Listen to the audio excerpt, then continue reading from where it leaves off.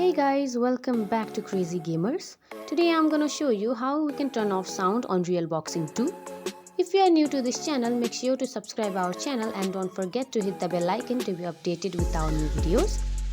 So without any further ado, let's get started. First of all, make sure you have downloaded the right application. After that, open it.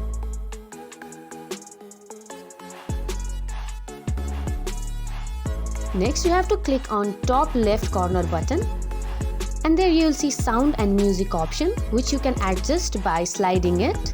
You can slide it to the left to decrease the volume, and you can slide it to the right to increase the volume.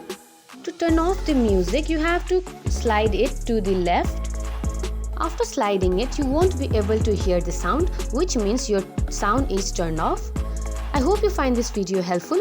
If so, don't forget to give us a big thumbs up and we'll see you in next video. Till then, have a good day. Bye bye.